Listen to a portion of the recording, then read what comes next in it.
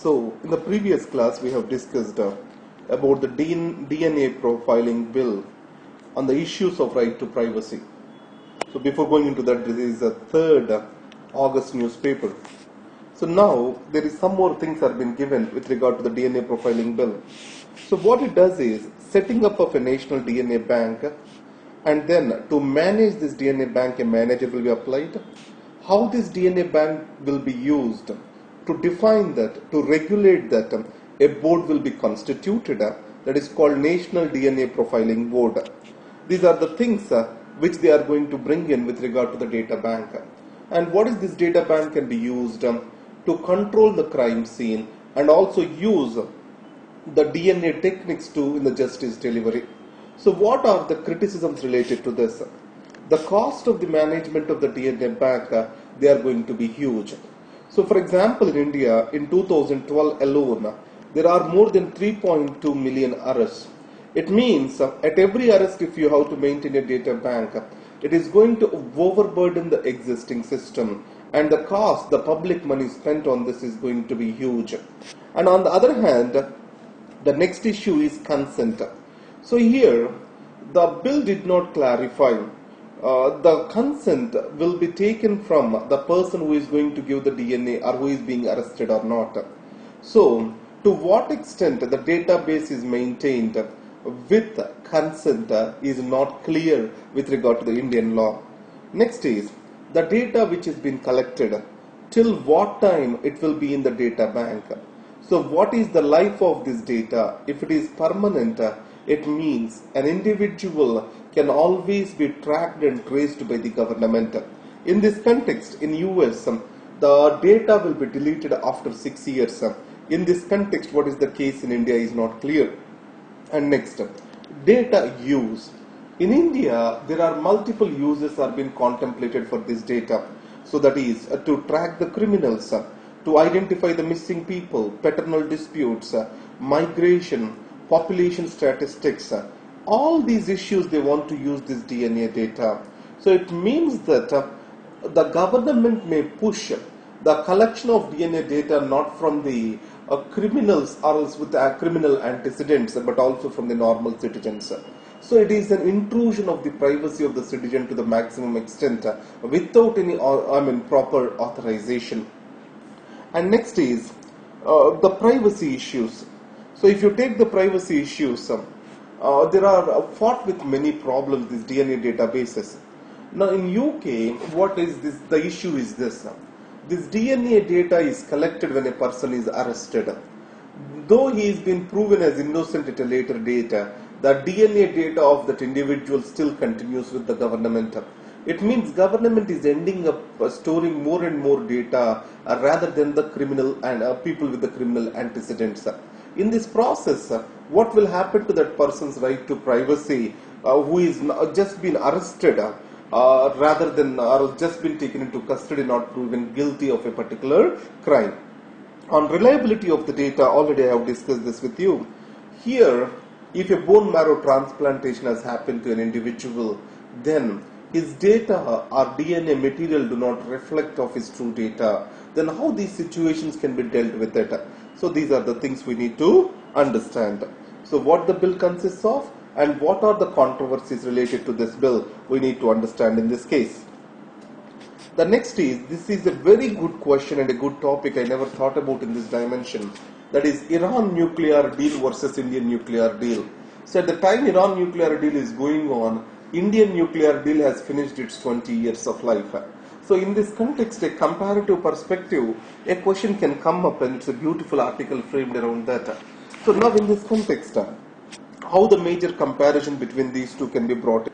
Now, whenever a nuclear testing as a clandestine nuclear program has occurred, so there is an imposition of the sanctions that has followed. So when India has tested the Pokhran 2, there is an immediate set of sanctions which are being imposed on India. So in this context, the situation of India and the Iran, they are not one and the same. The Iran is an NPT signatory. India has never signed an NPT, that is Non-Proliferation Treaty. So the second thing is, between India and USA, The nuclear deal was the almost final step in the cooperation. So before that, there are many reapproachment steps were being taken up. So the defense cooperation agreement. And if you take this, Clinton administration has taken a few steps. Next, Bush has concluded that to the level of nuclear agreement. And also, United States took the responsibility of getting this particular deal passed. So this deal was not even given to Israel, but it was given to India. In this context, United States has strongly lobbied in NSG to pass this particular waiver or NSG waiver. But no such an extra step was taken by United States with regard to the Iran nuclear deal. The reason being is US has tacitly accepted that India is a nuclear power or a nuclear capable nation, and the objective of the deal was to control the India's further proliferation, or the objective is India shall not make the bombs further or test the new weapons. On the other hand, in the case of Iran, the objective is to curtail the clandestine nuclear activity. Next one is with regard to the impact of the nuclear deal. As you know that the Indian nuclear deal did not impact the world much or region much when compared to the Iran nuclear deal. Iran nuclear deal has wider geostrategic significance. We already discussed about Saudi Arabia, Israel, how they have reacted to it, how the West Asia's geopolitics are going to change because of this. The next one is with regard to the reformation of higher education system in India. So this is one thing which we need to understand in detail because of the multiple issues which have been coming up. Higher education system in India is a probable question for this year.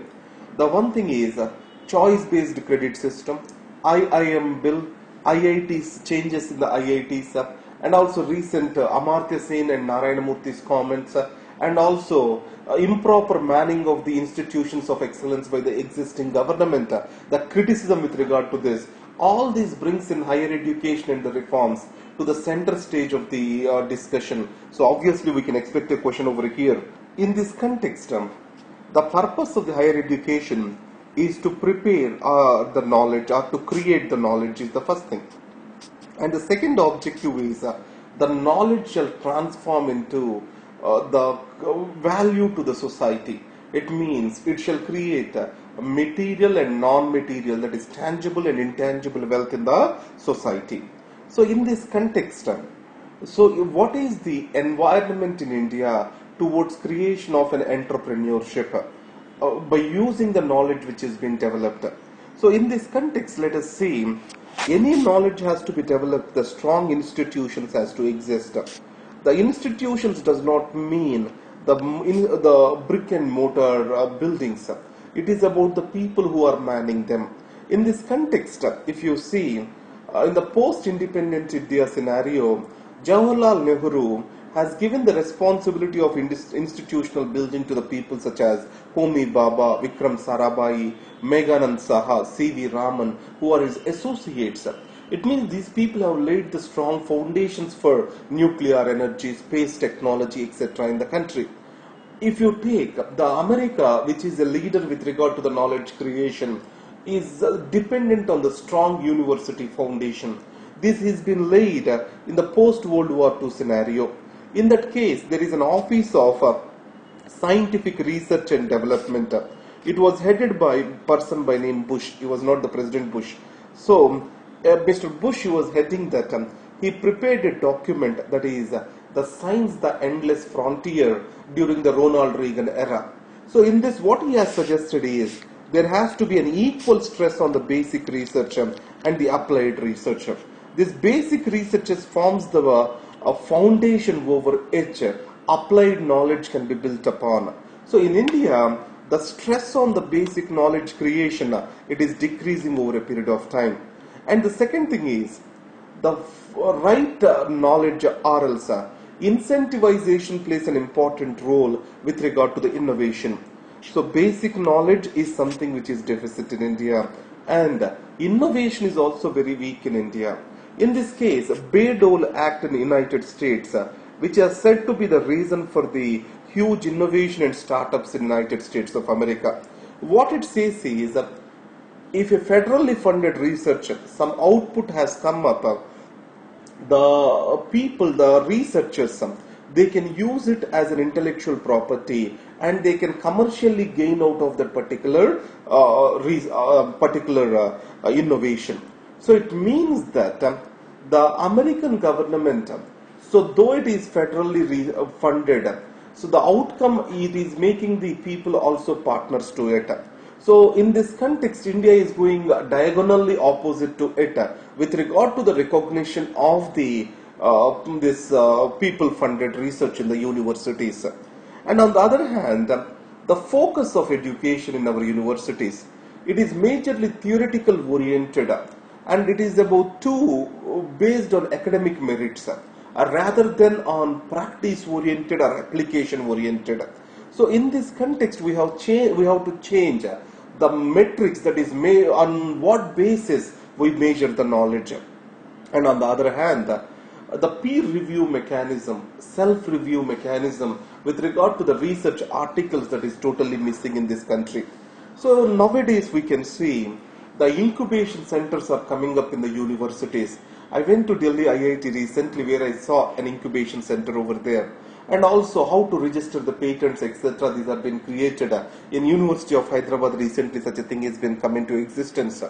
And technology transfer offices, all these are being created. But however, these are not core to the academic mission. The person or the student who is getting enrolled, he is not being made aware of these particular scenarios. This is what is the challenge which we are seeing. We need to overcome this to make in India a center for innovation. So that is what is the thing. Again, what we discussed over here, the first thing is institutional building and manning them with the right people. Second is the providing for an equal emphasis on basic and applied research. The third is right incentivization for innovation. Next is focus of education has to be more not just based on academic merits but also application oriented. Self and peer review. Finally, an entrepreneurial environment in the universities has to be created to improving the education system. Next is challenges of conflict diplomacy.